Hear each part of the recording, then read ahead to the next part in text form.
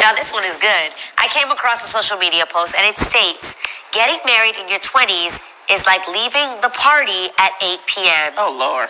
Yo, the thread was full of funny responses on this one. Ladies, I'm so curious what your thoughts are on this. And do you think that getting married in your 20s is way too young? Si, senora. Yes, it's true. Yes, I can't stress enough how nice it is. And it's not for everybody, but for me, getting married at 40, when I saw the light, I understood a little bit more about myself. And this has nothing to do about the other person. Yeah. This is me. Like, I just learned more about what I need and learned more about what a marriage meant.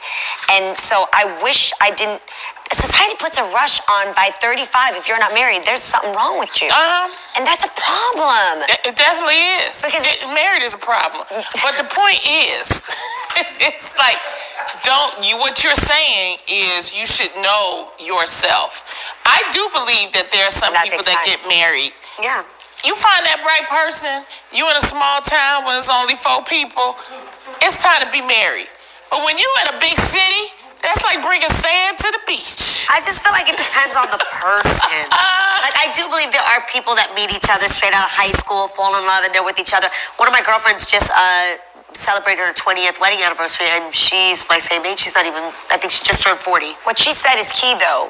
What environment did your friend grow up in? She grew up in a regular environment, New York City. Like, she grew up in New York City. She's not in a 4 people. It's just, and she's genuinely happy. No.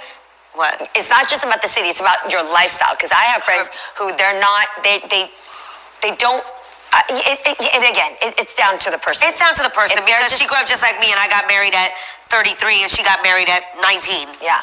And she's genuinely happy in her marriage. She has 2 children. So again, yeah, don't be making these big umbrella statements. Like, first of all, not everybody want to be at the party till midnight. How about that? Like, let people make decisions for themselves. I think it's a really blanketed statement to say everybody is, you're missing out on the party. No, find out what works for you as an individual. But I like what Jeannie said as far as we put pressure on people at certain ages and times in their lives. That this is what you got to have. Yeah, but now we putting pressure on people to say, don't get married in your 20s. But what if you really are happy and you found the one? Light. Let's not pressure either side. Let's not pressure either side. I totally agree. Yes. Yeah, but I think they're definitely...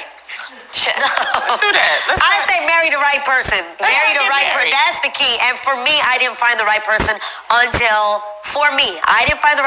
I knew who I really was, until I knew exactly what I wanted. And that was in my 30s. I think 20's too young.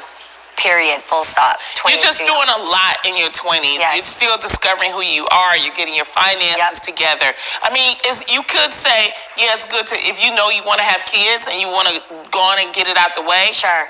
But there's so much. We living in modern times now where you can meet people, you could travel. It's like, you got kids, now you got to restrict your travel, you got to restrict your finance. There's a lot of stuff that I wish if my mother would have took her time and wouldn't have had me so, young, I think her life would have been better. You know what I mean? And that's like an unselfish, because I'm like, I wanted to be born. But you know what I mean? Glad I'm here, bud. But I think her life would have been more fulfilling if she was able to live it a little more. So I think that don't rush. Live it. Yeah, don't rush. Hi, this is Sarah with the Keepers at Home channel, back to you with another video. So in this series, it's going to be a multiple video series. I'm going to discuss the 5 feminist lies that we have been told, and that's actually harming us in this society. So feminism is incompatible with the Bible. In this pursuit of equality with men, which the curse in the Bible is, you shall desire after a husband and he will rule over you. It really sets a tone of men being rulers and being in leadership in society. In fact, the only time when Deborah was a judge, it was regarded as such a shame. That was a time of judgment, that a woman rose to the rank of a judge over men. So in trying to pursue this equality, which we have different anatomy, there's no way we are equal physically. We're not equal mentally. Guys think differently than women, but we want this equality. In an effort to do that, women have actually postponed getting married and having children. In this present society, women are getting married at 30 years of age. Men are getting married at 32. So what does that mean for us? Number one, our bodies are not designed to have children older. We can have children older, but the maximum, the optimal time to have children is when you're in fact younger. If we look back at this nation, in the earlier times, 50s and earlier, women were getting married at right out of high school, sometimes 16, 15. You ask your parents or your grandparents about when their parents were married, and they were probably married at 15, 16, having kids right away. I mean, we were not waiting to 30 years old to have kids. And science actually backs up that we should have kids younger and get married younger. According to an NIH.gov study, and I'll link it in the description box, your age of conception is a high predictor of cancer. The younger you have children, the lower your chances of cancer.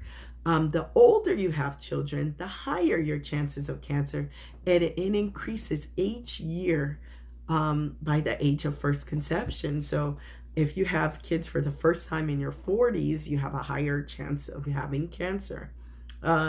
Women are more equipped for waking up in the middle of the night. The time that I just was younger and we were going out, we were doing these things, that time would have been better be spent waking up in the middle of the night, being equipped for that. It's harder to do night wakings when you're in your late 30s to early 40s with a newborn versus when you're 19, 20, 21.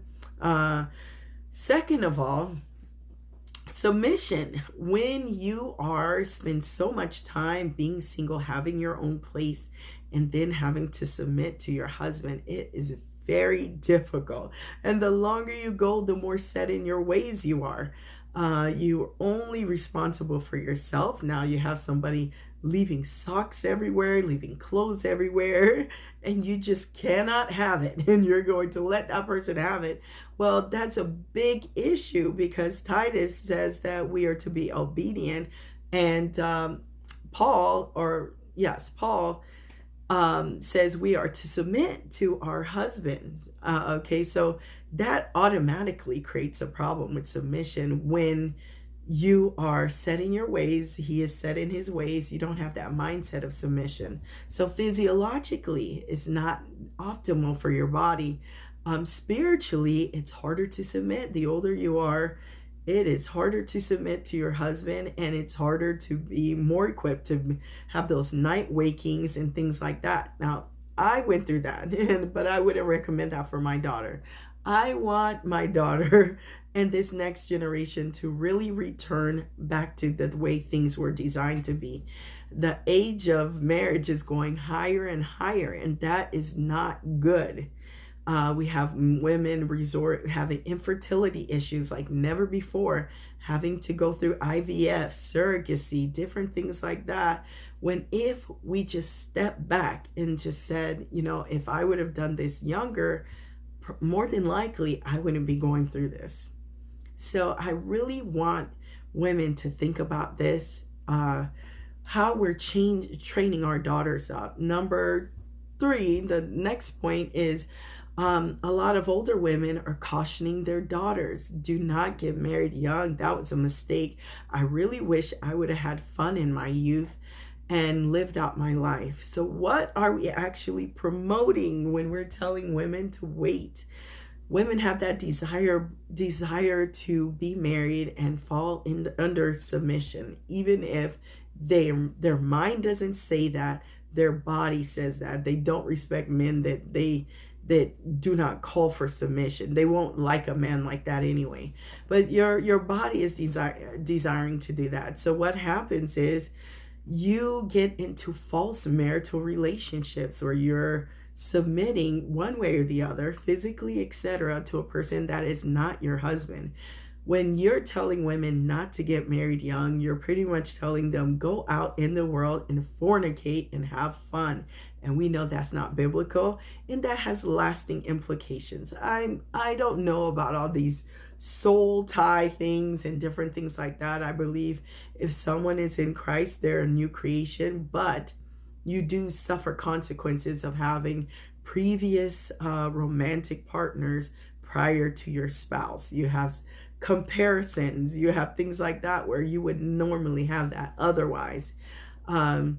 If you get married young and saving yourself for marriage, it's much easier to save yourself for marriage when you get married young versus getting married at 30. You're going to go from, let's say you leave your parents' house at 18, you're a virgin, you're going to go 12 years without doing anything, and you're not under the protection of a father.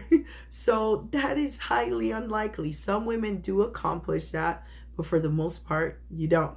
So when you're telling people, I've heard women, even in the church, saying, I don't want my kids married young. I want them to go travel and have fun.